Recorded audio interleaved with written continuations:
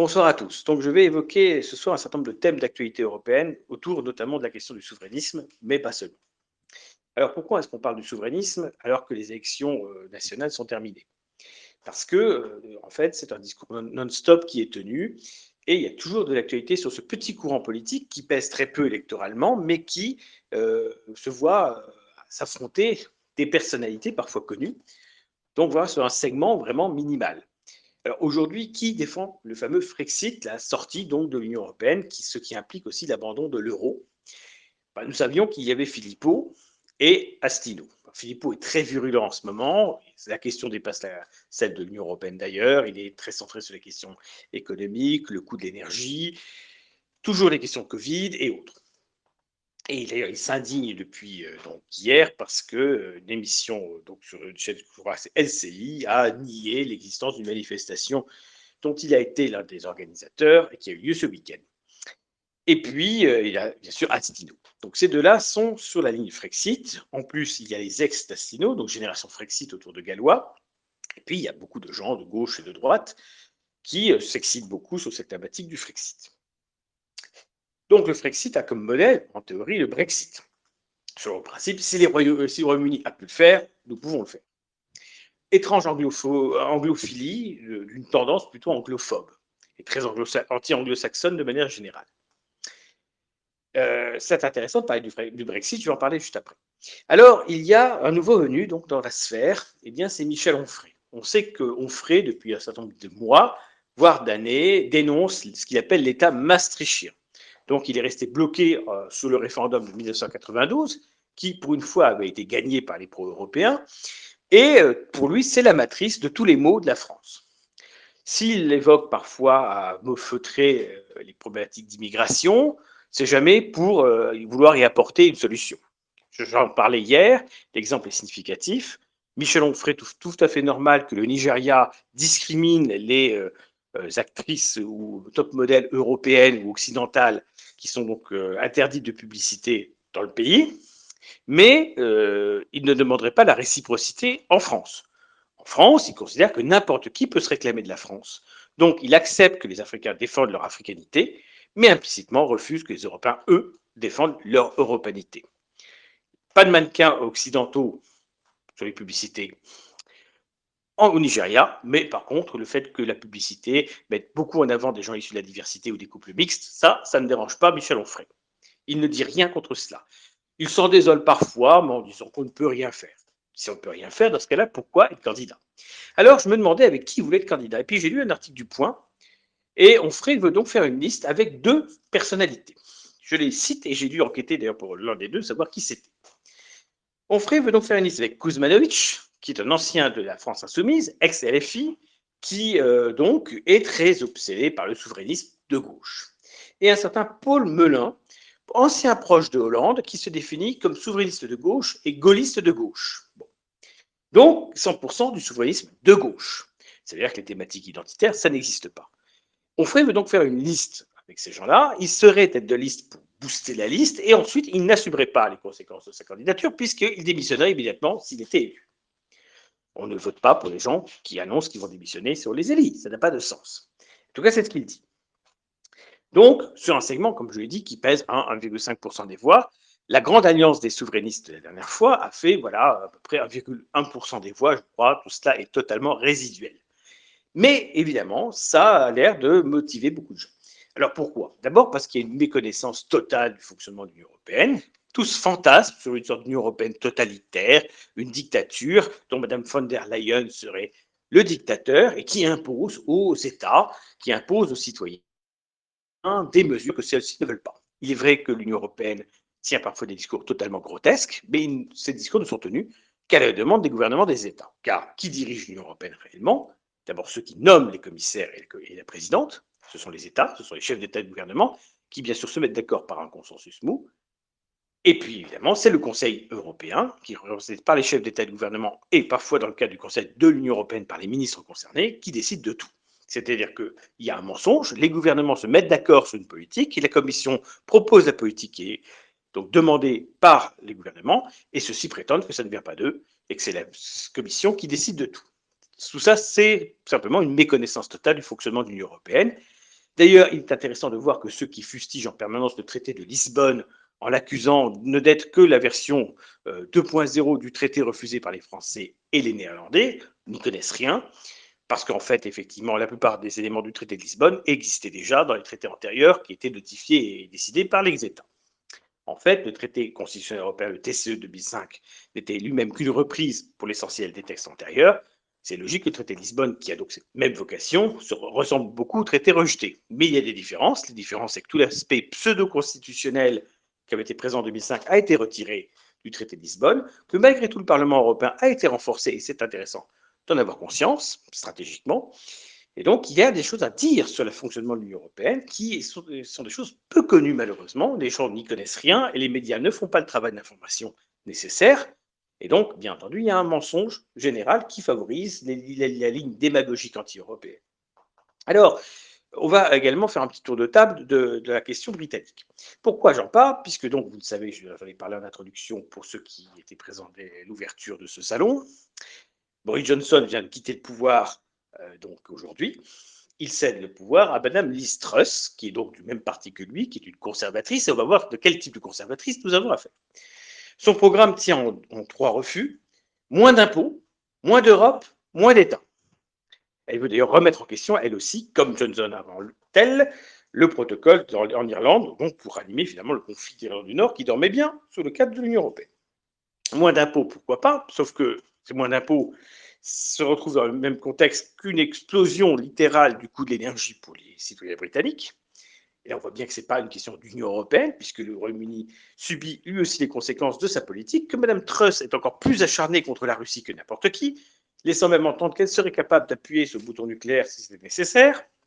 Et donc, c'est une ultra-libérale, telle qu'en tout cas décrite par les médias en France, complètement opposée à toute législation, donc moins d'État, voilà, l'État protecteur, ça n'existe pas.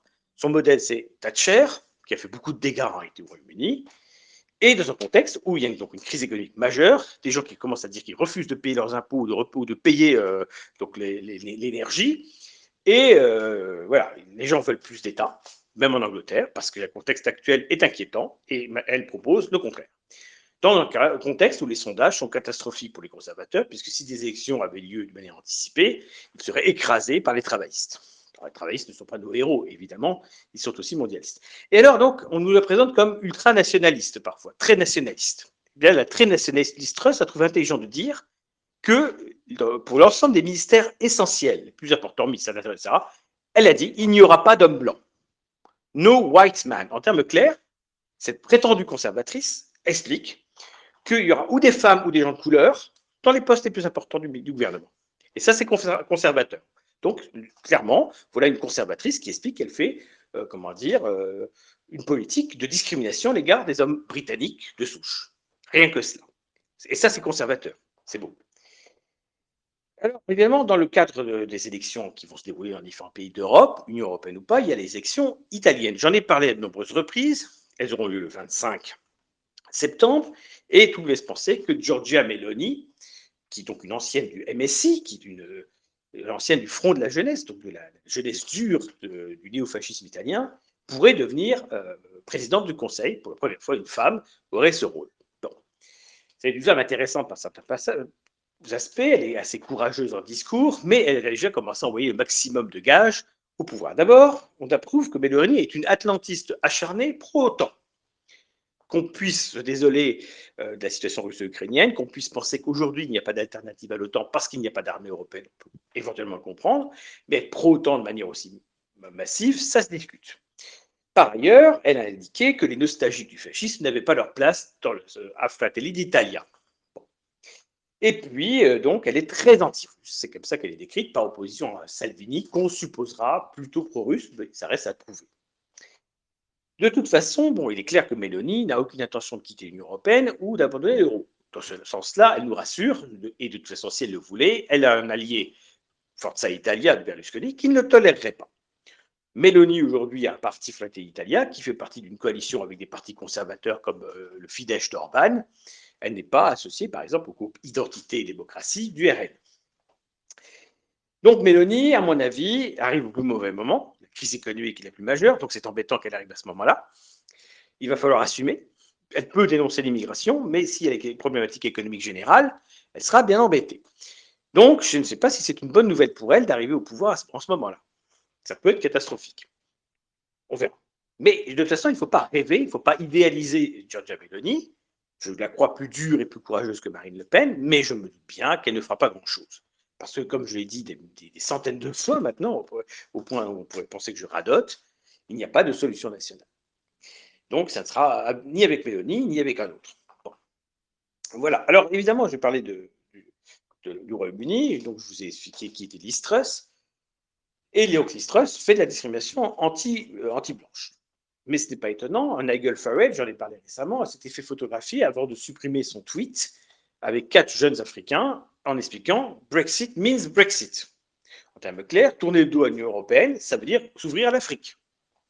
Effectivement, il y a une étude qui est sortie il y a quelques années, que j'avais citée à nombreuses reprises, un certain Paul Magnette notamment, une étude de l'Union européenne qui disait que le renforcement du sentiment d'appartenance à l'Europe amenait à une réticence, voire à une hostilité vis-à-vis des populations non européennes. En termes clairs, il y avait dans le discours pro-européen une portée remigrationniste finalement. Et c'est tout à fait évident. Si on se sent européen, ça veut dire qu'on se distingue de ceux qui ne le sont pas. Et il y a quelque chose d'intéressant à retenir de cela. C'est pourquoi je pense qu'on ne peut pas être souverainiste aujourd'hui en France et identitaire. Alors certains le sont, mais je dirais simplement qu'ils sont aujourd'hui dans une position incohérente. Le souverainisme français est naturellement anti-identitaire. Il est naturellement porté à valoriser l'Afrique, notamment au nom de nostalgie coloniale, de liens coloniaux, plutôt que l'unité de l'Europe. Et ça se voit chez tous les souverainistes, de gauche évidemment, qui sont très ouverts à l'immigration, et de droite aussi, Asselineau et son discours permanent en faveur de l'Afrique. Philippot n'est pas clair là-dessus non plus. Quant à Marine Le Pen, qui ne prône certes plus la sortie de l'Union européenne, son discours d'acceptation de l'immigration passée, sa valorisation de Mayotte, territoire qui n'a rien à faire avec nous, ou encore de l'outre-mer en général, sont suffisamment clairs pour nous faire comprendre que l'Europe ne l'intéresse pas. Ce tropisme néocolonial, cet afrotropisme, cet islamotropisme même parfois, notamment à gauche, eh bien, est tout à fait révélateur. Ça porte bien sûr à un discours germanophobe où l'Allemagne est accusée de tous les maux, l'Allemagne est accusée de vouloir dominer l'Europe, alors que l'Allemagne n'a aucun moyen de dominer l'Europe et que sa domination économique supposée est en train de s'effondrer. Voilà, l'Allemagne est dirigée par des gens qui sont tout aussi germanophobes à leur manière que les souverainistes, puisqu'ils veulent détruire le peuple allemand par l'immigration et autres. C'est exactement ce que veulent nos dirigeants en France et au Royaume-Uni, comme j'ai pris l'exemple de Liz Truss. Donc ces souverainistes, c'est ceux comme Farage ou Johnson qui étaient allés lécher les pieds des communautés d'importation au Royaume-Uni pour obtenir le Brexit. Johnson avait ainsi expliqué que les populations noires auraient intérêt au Brexit parce que ça permettrait de leur donner des emplois que des Polonais ou des autres Européens ne prendraient plus. Donc, en termes clairs, évidemment, c'est l'europhobie maximale, bien entendu, et il n'y en a pas un pour attraper les autres. Alors, on va me dire, oui, mais il y a les souverainistes identitaires. On va me dire tous ceux qui sont autour de Zemmour. Alors, effectivement, c'est vrai. Mais, par exemple, Zemmour s'est cru obligé pendant presque une heure de son discours du Trocadéro pendant la campagne présidentielle de vanter la France ouverte aux musulmans qui aimeraient la France et se sentiraient français. Donc, même s'il l'a fait peut-être dicté par CNAFO ou d'autres, il l'a fait. Était-ce nécessaire? Si le processus remigratoire se limite à favoriser le départ de gens rentrés illégalement sur notre territoire, je ne vois pas tellement en quoi ça va résoudre le problème de l'identité française. Je ne vois pas en quoi, à part la freiner à la marge, ça va empêcher le changement de population. De ce point de vue-là, le zémourisme est décevant. On sait bien qu'il y a des lois en France, qu'on ne peut pas tout dire et qu'il faut aussi être prudent et pragmatique, mais il y a aussi des concessions qui de toute façon n'apportent rien. Combien de musulmans ont été sensibles au discours d'Éric Zemmour et ont voté pour lui? Quasiment pas. D'ailleurs, ils n'ont même pas écouté, parce que de toute façon, ça ne les intéressait pas d'écouter Zemmour. Donc ce discours s'adressait qu'à des Européens pour leur dire, voyez à quel point nous ne sommes pas racistes, voyez à quel point nous sommes ouverts. Mais ça n'a pas marché, ça n'a pas payé électoralement. L'électorat populaire, de toute façon, n'a pas suivi et pense que Marine Le Pen est contre l'immigration, même si on sait que c'est faux, et donc ils votent pour Marine Le Pen parce que les électeurs populaires pensent qu'elle est à leur image, donc elle pense comme eux. C'est un fantasme, c'est une illusion, mais c'est la réalité.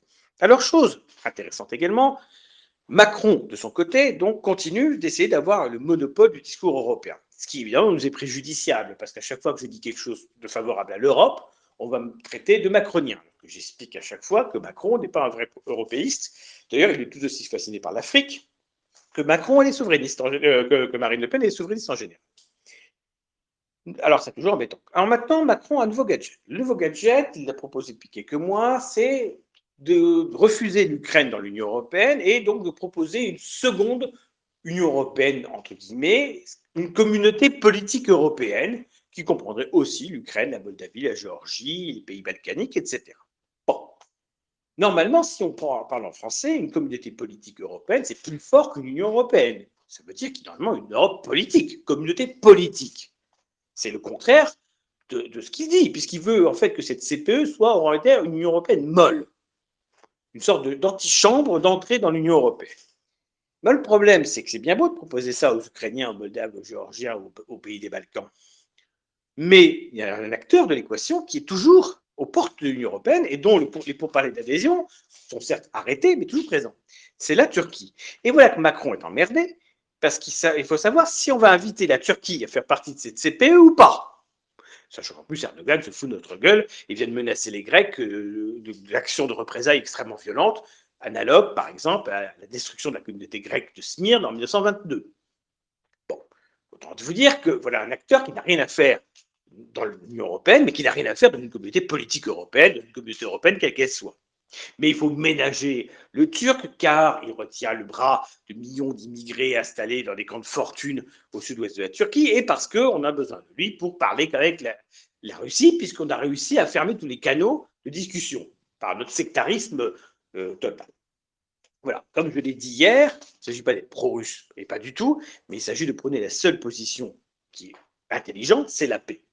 Pas la paix à tout prix, évidemment, pas la paix par le renoncement à tout, mais la paix par une analyse objective de la situation, par le fait que cette guerre est une connerie et qu'il faut en sortir par le haut et pas par le bas, et que l'idée d'une victoire militaire est une idiotie. La Russie ne renoncera pas à l'Ukraine comme elle a renoncé à l'Afghanistan, pour lequel elle n'avait pas de volonté d'annexion, on n'est pas en 1985, et puis, évidemment, la Russie n'est pas capable de gagner également en Ukraine.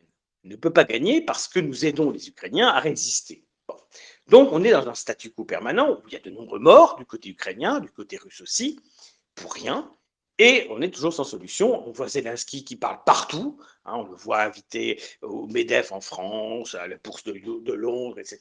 Partout. C'est une sorte de globe-trotteur. Il n'y a rien à faire là, mais c'est pas grave. On l'invite dans tous les coins. Et c'est un peu pathétique. Alors évidemment, voilà, la paix, c'est la seule solution pour en sortir, mais la paix en regardant les faits et en se posant les bonnes questions. Est-ce que la Crimée est ukrainienne? Quelle est la frontière réelle, ethnique, entre les Ukrainiens et les Russes à l'est de Kiev? Où est-ce qu'on est en Russie? Et où est-ce qu'on est en Ukraine? Est-ce que les gens du Donbass sont des Russes qui sont rattachés à la République d'Ukraine par l'histoire soviétique, ou est-ce que ce sont des Ukrainiens russifiés? Que pensent réellement les gens du Donbass? Sont-ils favorables au gouvernement non reconnu du Donbass? Sont-ils favorables à la Russie? Veulent-ils une annexion par la Russie ou se sentent-ils ukrainiens? Et reprochent-ils simplement à Zelensky, au pouvoir de Kiev, de les maltraiter? Quelle est la vérité derrière cela? En réalité, nous n'en savons rien. Il est probable aujourd'hui que les gens du Donbass voudraient être attachés à la Russie. Mais c'est vrai qu'on peut m'opposer le référendum de 1991, certes dans notre contexte, où le parti de l'indépendance avait gagné partout, y compris en Crimée. 54% des habitants de Crimée étaient favorables à être attachés à la République indépendante d'Ukraine. Mais on était en 1991, l'Union soviétique venait de s'effondrer, on était dans un contexte post-traumatique. C'est difficile de savoir si ces référendums étaient vraiment pertinents au moment où ils ont été faits. Donc voilà, qu'est-ce qui décide de la frontière? Il y a une identité ukrainienne indiscutable. Elle est évidente dans la Galicie, elle est à peu près évidente jusqu'à Kiev et un peu au-delà. Après, on est dans le territoire de l'Ukraine russophone. Qu'est-ce qu'un Ukrainien russophone? Est-ce que c'est un Russe ou est-ce que c'est un Ukrainien russifié? On sait que sous Staline et sous Brejnev, des politiques de russification contraintes des populations ukrainiennes étaient engagées. Donc les choses sont compliquées. Elles ne se résument pas à des récits mythologisés, que ce soit le récit de Poutine sur la nation russe qui existerait depuis la Rousse de Kiev, ce qui est faux, ou que ce soit le discours de Kiev. Alors justement à ce sujet, je parle un petit peu de cette affaire russo-ukrainienne, puisqu'implicitement, Elle concerne aussi les actualités d'Europe. Je ne vais pas rentrer dans les détails des conflits, de l'état d'avancement des troupes des uns et des autres, sur lesquels je ne connais rien, mais je me suis procuré un livre très intéressant que j'ai acheté aujourd'hui, que j'ai quand même eu le temps de lire en partie et de feuilleter sur les bonnes pages. Et ce livre, donc, c'est un livre en anglais. Ça n'arrive pas tous les jours que j'achète ou je lise des livres en anglais, mais ce livre est très intéressant, il n'est pas traduit en français. C'est un certain Orlando Fies, donc c'est sans doute un Européen du Sud, mais qui s'est installé au Royaume-Uni, qui est universitaire dans l'université de Cambridge, je crois, et qui a sorti ce livre qui s'appelle The Story of Russia, donc l'histoire de la Russie. Ce livre parle de l'histoire de la Russie depuis les origines de la Russe de Kiev jusqu'à l'époque contemporaine. C'est un livre de 2022, donc il vient de sortir. Il y aura peut-être une traduction française, peu importe, je l'aurai lu en anglais. Alors évidemment, il donne les éléments de propagande des Ukrainiens comme des Russes. Et il est assez objectif.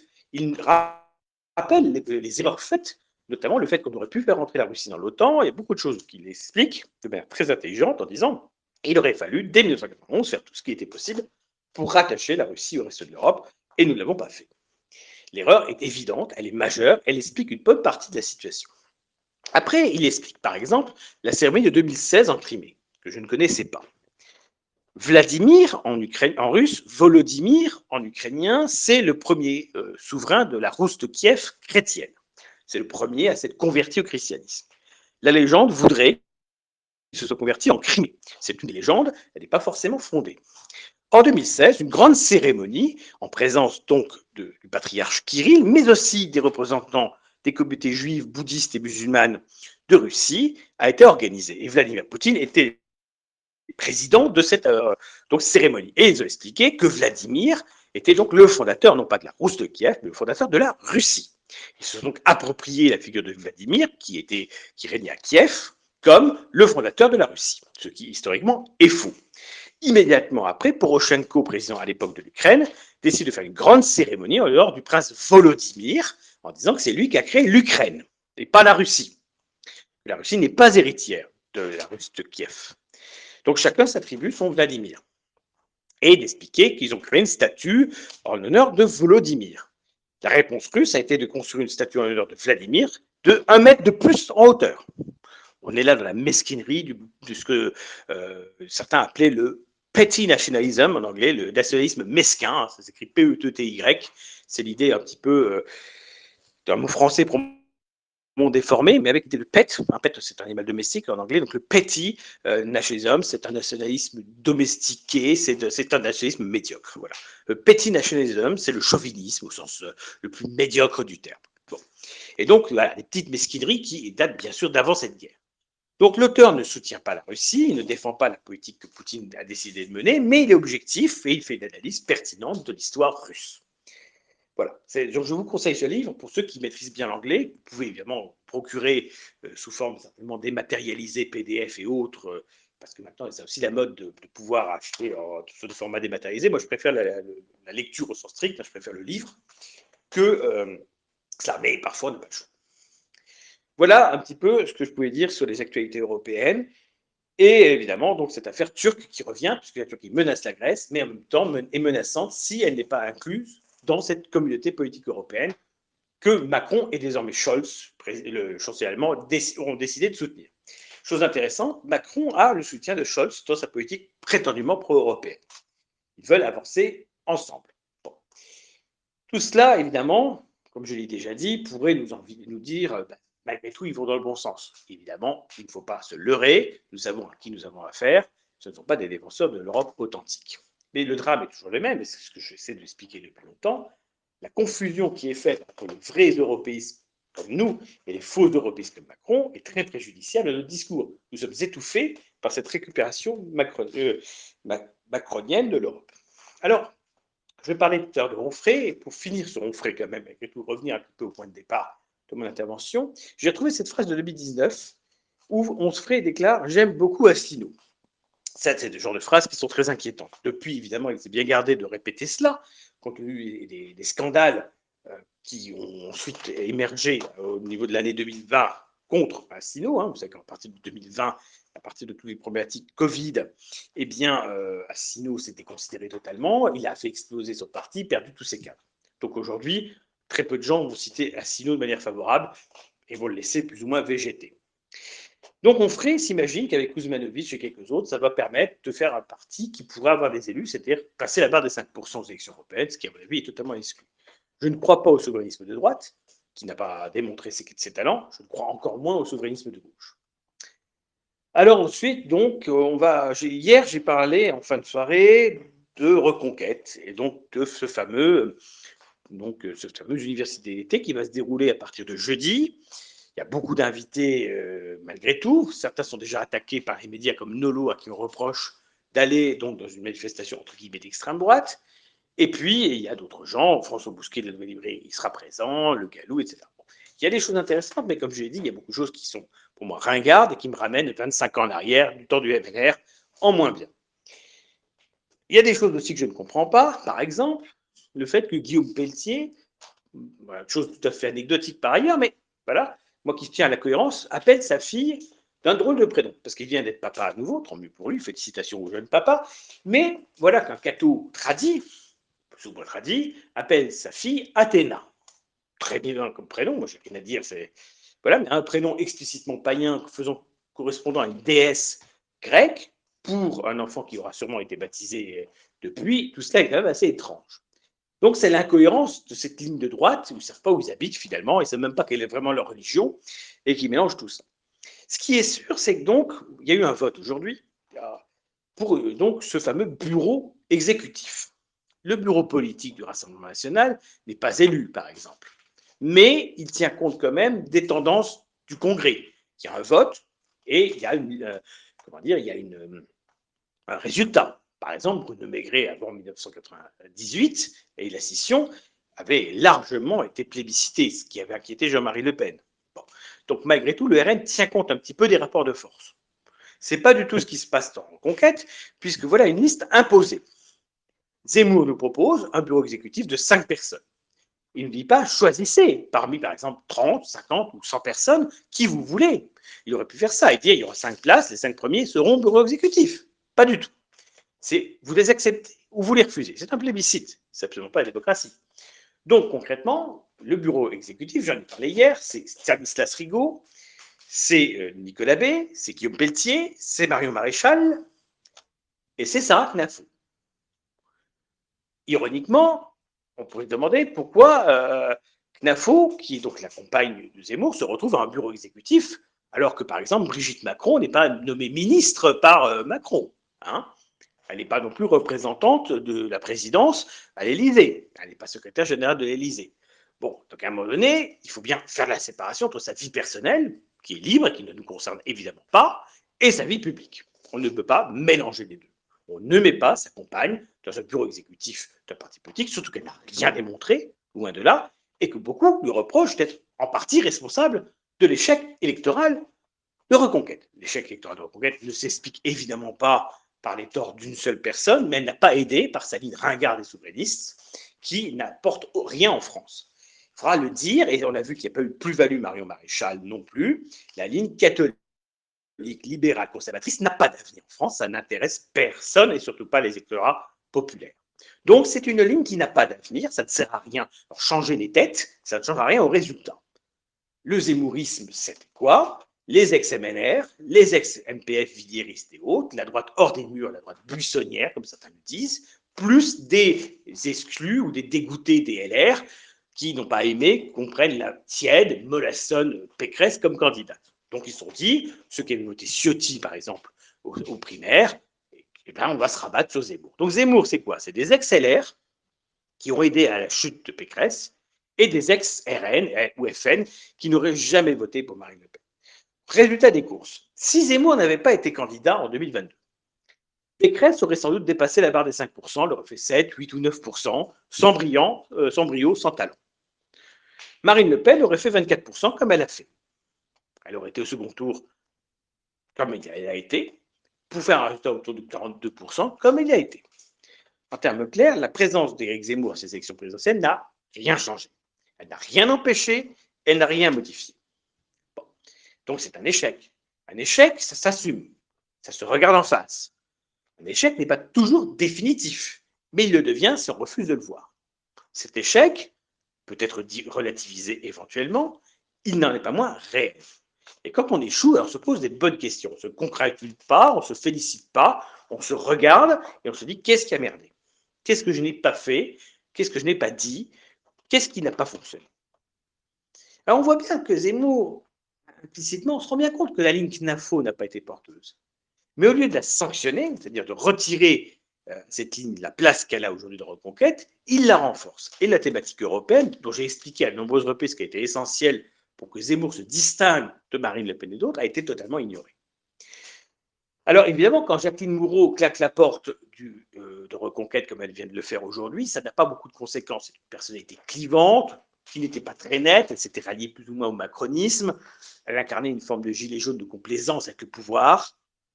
Son départ ne fera pas pleurer grand monde. Et en conséquence, évidemment, ça ne change rien. Même si la critique de Gourault est en partie fondée, car cette critique, elle n'est pas la seule à la faire, que ce soit le député européen Rivière, que ce soit Collard implicitement qui s'est indigné de la façon dont ce congrès s'était déroulé, etc. Il n'y a pas beaucoup de gens pour être satisfaits de tout ça. Et donc, on voit 32 000 votants. Alors, certains votants n'ont pas pu voter parce que le système électronique était trop bordélique, trop compliqué. Et comme je l'ai dit, certains n'ont pas eu le mail qu'il fallait, d'autres n'ont pas eu SMS. Malgré tout, 32 000 sur 130 000, 32 000 votants sur 130 000 adhérents, c'est pas terrible.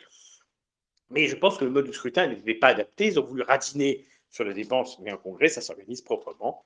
Un congrès numérique, comme ça, c'est quand même pas satisfaisant d'un point de vue démocratique. Et ça permet justement l'absence de débat critique. Car quand il y a un congrès physique, les gens se voient, se parlent, etc.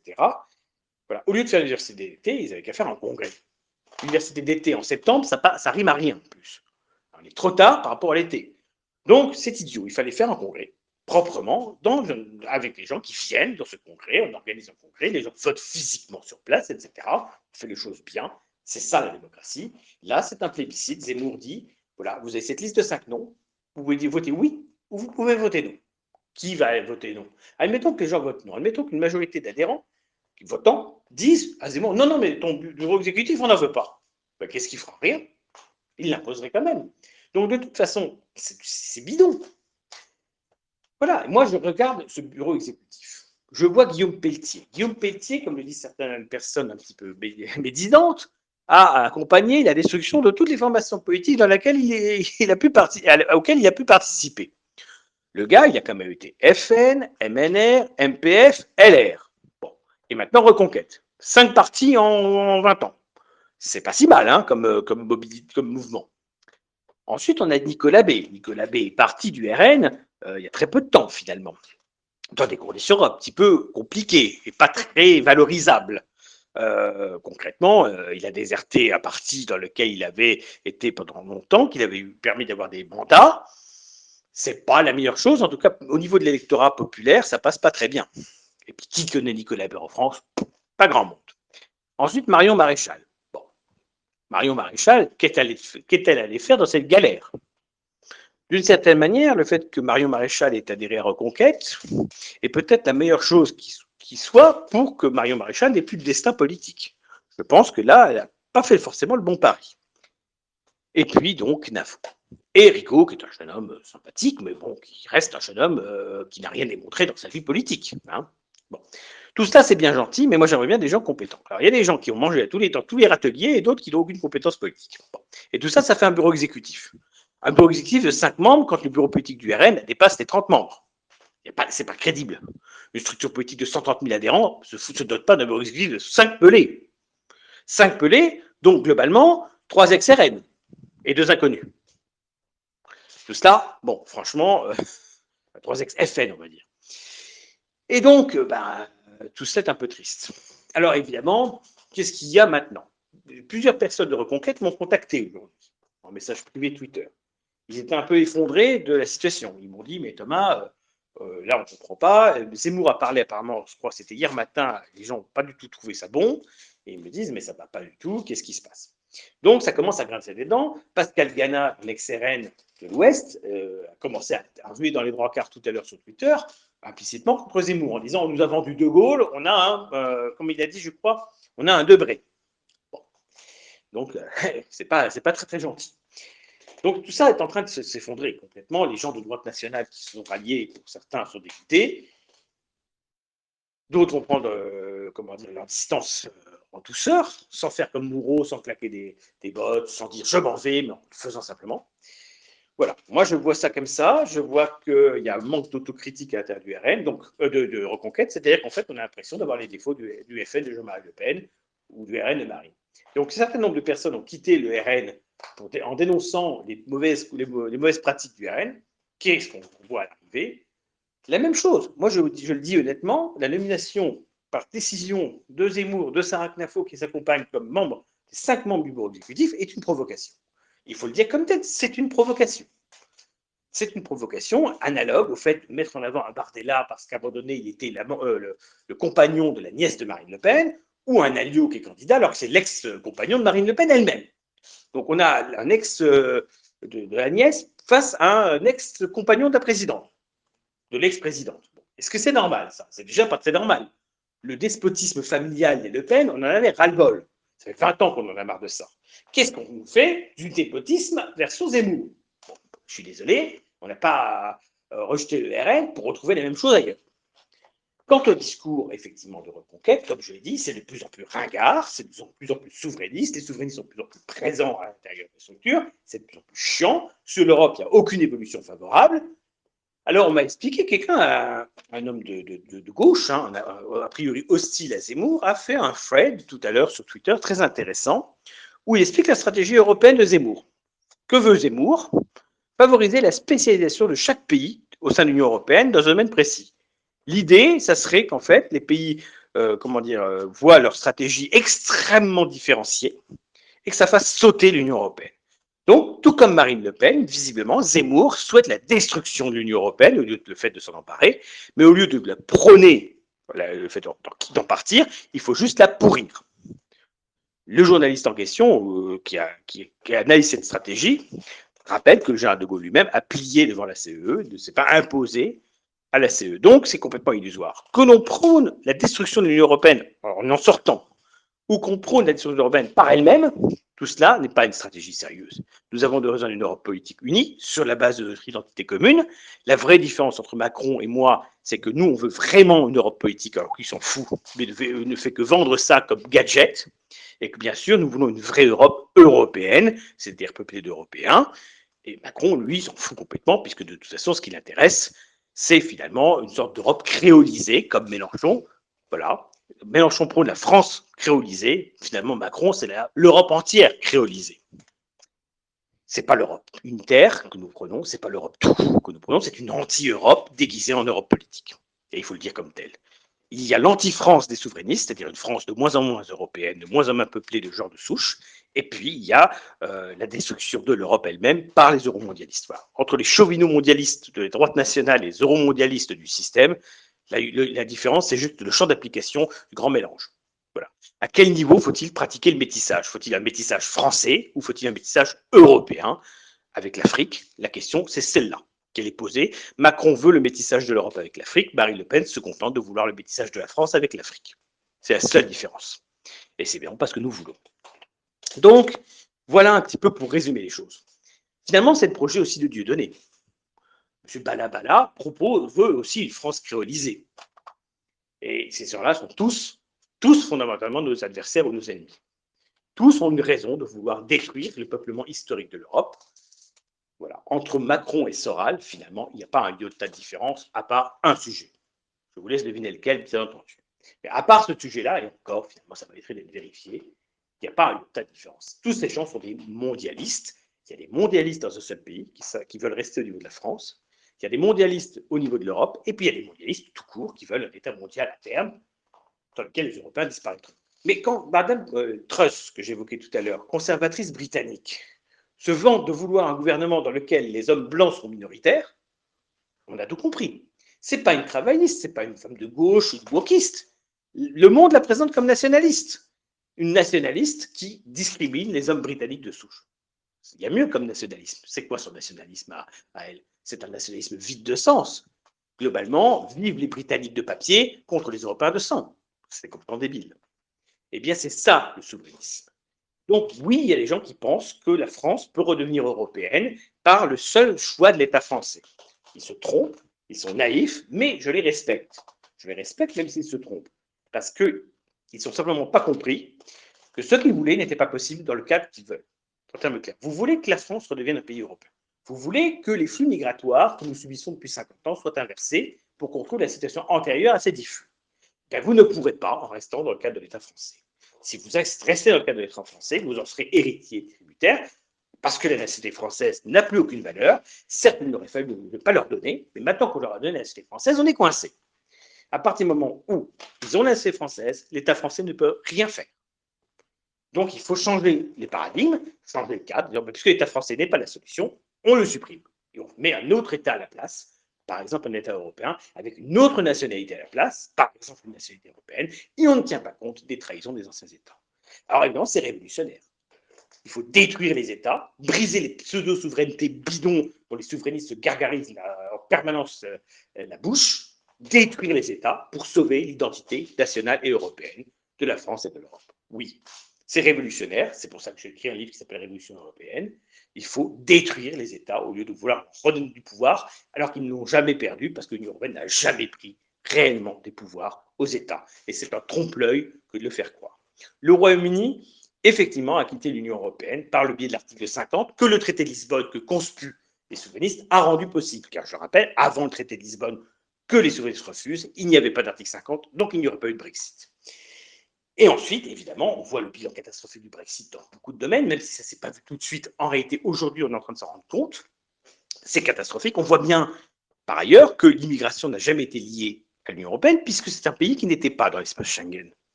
Et ensuite, qui n'avait pas l'euro. Donc, le Royaume-Uni n'est pas du tout le bon exemple d'une sortie de l'Union européenne réussie. C'est un pays qui était finalement peu lié à l'Union européenne, sauf dans le domaine économique et normatif. C'est dans le domaine économique, d'ailleurs, que le départ de l'Union européenne est le plus coûteux. Ça excite la volonté d'indépendance de l'Écosse. Ça risque de réactiver le conflit en Irlande du Nord entre les catholiques irlandais, qui sont maintenant majoritaires en nombre en Ulster, et les protestants et autres anglais, anglicans, etc. Donc, on est en train de régresser considérablement. Le Royaume-Uni va dans le mur, mais l'Union européenne, effectivement, va aussi dans le mur. Pas seulement à cause des sanctions contre la Russie, qui sont inefficaces, on le voit dans toutes les statistiques, et qui sont contre-productives. Alors, dans le livre, justement, The Story of Russia, que j'ai évoqué tout à l'heure, tout un passage a expliqué sur la volonté quand même de Vladimir Poutine de se rapprocher de l'Europe occidentale. Et pendant des années, on le voit dans le livre, il y a cette volonté. Et nous n'avons jamais été capables de saisir l'occasion. Et maintenant, c'est un peu tard. Vu que Poutine s'est lassé, il a arrêté de vouloir lorgner vers l'Ouest. Et donc maintenant, il joue une carte eurasiste, entre guillemets, assumée ou pas, par défaut ou pas. Ça amène évidemment à faire n'importe quoi et finalement à favoriser les États-Unis. Les États-Unis sont renforcés par l'action russe. Voilà, ce sont les Européens qui en payent le prix, pas les Américains. Et ce sont bien sûr, en premier lieu, les Ukrainiens. Je ne comprends pas d'ailleurs que les Ukrainiens soient encore naïfs par rapport au gouvernement qu'ils ont. C'est un gouvernement mondialiste qu'ils ont chez eux. Voilà. Nous avons donc des nationalistes ukrainiens qui se battent courageusement, parfois, effectivement, contre les Russes, pour un pouvoir qui veut, par exemple, bientôt organiser la légalisation du mariage gay en Ukraine. Bon. Ce qui est un formidable cadeau d'ailleurs fait à Poutine, qui pourra ensuite se moquer des Ukrainiens et dire voyez à quel point l'Occident vous manipule. Parce que je suis sûr que les nationalistes ukrainiens, tout comme les nationalistes russes, et les nationalistes français d'ailleurs, ne sont absolument pas favorables à ce genre de mesures. Mais voilà, c'est ça Zelensky aussi. Qui peut donner du crédit à ce personnage? Mais Poutine maintenant n'a plus de crédit non plus. Donc nous avons un président Poutine qui nous a beaucoup déçus et qui a montré qu'il n'était pas l'homme de la situation, qu'il n'était pas à la hauteur des enjeux, au contraire. Et nous avons un président Zelensky qui est ridicule. Donc les Ukrainiens perdent, mais les Russes perdent aussi. Alors justement, autre chose intéressante dans ce livre dont je parle là, The Story of Russia, il y a tout un passage sur la proto-démocratie slave. J'ai vu un débat hier et aujourd'hui d'ailleurs avec des gens me disant mais Monsieur Ferrier, quelles sont vos preuves du fait que les Slaves étaient démocrates avant finalement le pouvoir impérial? Les historiens. Donc cet historien explique quelque chose que j'ai expliqué dans le cadre de l'autre débat d'hier sur la christianisation de l'Europe. Il dit finalement pourquoi est-ce que Vladimir se convertit au christianisme? Pas du tout par foi, mais simplement parce qu'il veut renforcer le pouvoir, son pouvoir et le pouvoir royal. Et donc il y a bien sûr un lien entre le renforcement de l'autocratie et le christianisme. La société féodale, c'est une société dans laquelle il y a un roi qui veut tout pouvoir. Bien entendu, la monarchie absolue de droit divin ne naîtra qu'après celui du XVIIe siècle, mais elle est déjà en germe auparavant. Se convertir au christianisme, c'est faire le choix d'un monothéisme qui permet de légitimer un pouvoir unique à la tête de l'État. Et donc un roi unique qui dirige tout le monde. La vraie raison de la christianisation, parmi toutes les explications que j'ai données, elle est aussi là. Le pouvoir politique se dit qu'une religion comme celle-là permet de contrôler la population. C'est une idéologie de contrôle des populations, de manipulation des populations. Alors, dans la conférence d'hier sur la christianisation de l'Europe, et j'en conclurai là-dessus pour la partie enregistrée, j'ai oublié un argument. Il y a un livre très intéressant de Éric Stémenin qui s'appelle La religion des seigneurs. Et ce livre étudie justement le passage du paganisme au christianisme dans l'Empire romain. Et il rajoute une équation. C'est que l'économie servile, à la fin de l'Empire romain, n'était pas rentable. En termes clairs, pendant longtemps, la société romaine était une société qui pratiquait l'esclavage, notamment dans les grandes propriétés agricoles. En termes clairs, les grands propriétaires terriens d'Italie et autres avaient de nombreux esclaves qui travaillaient la terre. Bon. Et on s'est rendu compte vers la fin de l'Empire romain que la main-d'œuvre servile était peu efficace. Alors, elle était très favorable au christianisme, puisqu'elle voulait le renversement des valeurs que j'ai évoquées hier, mais finalement, pour les grands propriétaires terriens, qu'est-ce qui était mieux? Et là, il y a un argument qui, effectivement, est assez séduisant d'un point de vue intellectuel. Quel est le meilleur esclave? Quel est l'esclave, finalement, le plus rentable? Eh bien, c'est celui qui croit qu'il est un homme libre.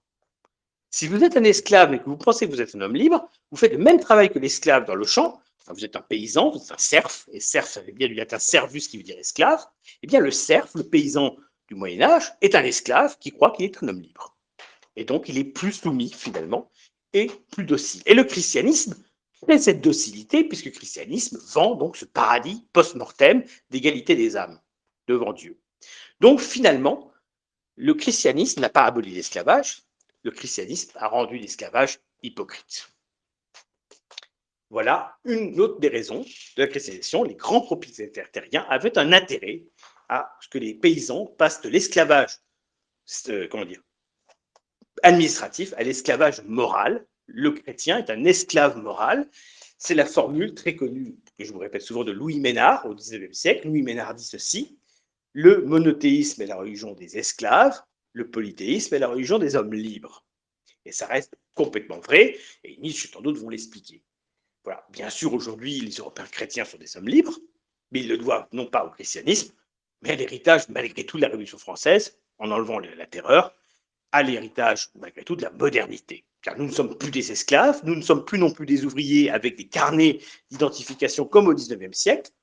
Nous avons beaucoup d'aspects libres aujourd'hui. Nous sommes des hommes libres. Mais nous sommes des hommes libres qui commençons maintenant à découvrir qu'on veut nous asservir par des lois liberticides, des lois contre la liberté d'opinion et d'expression, une dictature médiatique. Nous étions libres et nous commençons à ne plus l'être. Nous commençons à être des vassaux du mondialisme, des esclaves d'une idéologie woke et autres. Et c'est dramatique, évidemment. Donc, on nous prépare un néo-esclavage. Et donc, il faut défendre les libertés publiques des citoyens européens, défendre les libertés. Nous sommes démocrates, ça veut dire que nous voulons que le peuple commande. Nous ne voulons pas que des élites autoproclamées, que des technocrates et des juges non élus décident de ce qu'il faut penser. Ce n'est pas aux médias de dicter la pensée collective, ce n'est pas à des journalistes de gauche, ce n'est pas à des intellectuels de gauche et à une caste politique parasitaire de décider ce que les gens doivent penser. La liberté doit être restituée. L'Europe unie sera d'abord un grand champ de liberté, c'est-à-dire l'unité politique des Européens pour pouvoir peser face au monde, mais une grande liberté pour être libre de ces idéologies nocives qui nous détruisent, car je le dis et je le répète, l'idéologie globaliste dominante en Europe détruit la civilisation européenne. Nous ne voulons pas une civilisation européenne qui fasse des mariages pour tous sur tout le continent. Nous voulons une civilisation européenne qui défend des vraies valeurs de la civilisation européenne, qui ne sont pas des valeurs chrétiennes, mais qui ne sont pas non plus des valeurs décadentes.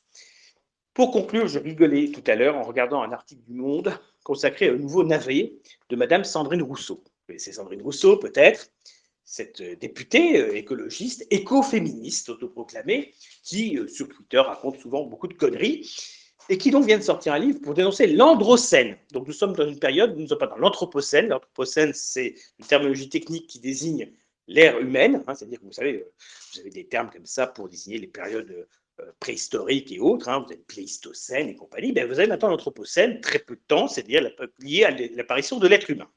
Eh bien, elle a inventé l'androcène, anerandros en grec, l'homme masculin. Donc, elle dénonce l'androcène, c'est-à-dire la domination de l'homme sur la société, de domination commençant par l'homme par rapport à la femme. Et notamment, vante les sorcières. Plusieurs fois, Mme Rousseau s'est laissée entendre à défendre les sorcières. Ce qui prouve qu'elle n'a rien compris. Parce que qu'est-ce que sont les sorcières? Ça n'a jamais existé en réalité, les sorcières. Ça n'existe pas. Les sorcières, selon la terminologie chrétienne, ce sont des femmes qui ont conservé des traditions païennes, un héritage païen, qu'elles ne comprennent certes plus, mais dont elles sont les vectrices. Un vieux savoir qu'avaient les druides et les autres prêtres païens, et que ces femmes ont gardé. Et dans une société intolérante et totalitaire comme celle du christianisme du XVIe siècle, par exemple, eh bien, ça amène ces jeunes femmes, ou ces femmes plus âgées, au bûcher.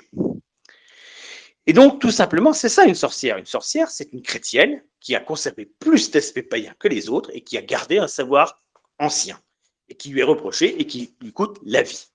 Mais Madame Rousseau ne comprend pas que les sorcières sont des païennes et ne sont pas des sorcières. Ce ne sont pas des gens qui sont autrement que ça. Donc, parce qu'elle n'y connaît rien, elle n'a aucune culture politique et historique, elle raconte n'importe quoi. Mais je voulais conclure sur cette femme qui, finalement, explique qu'il faut être païen, entre guillemets, mais sans comprendre ce que c'est que le paganisme, puisque le paganisme, c'est exactement l'antithèse de ce qu'elle défend.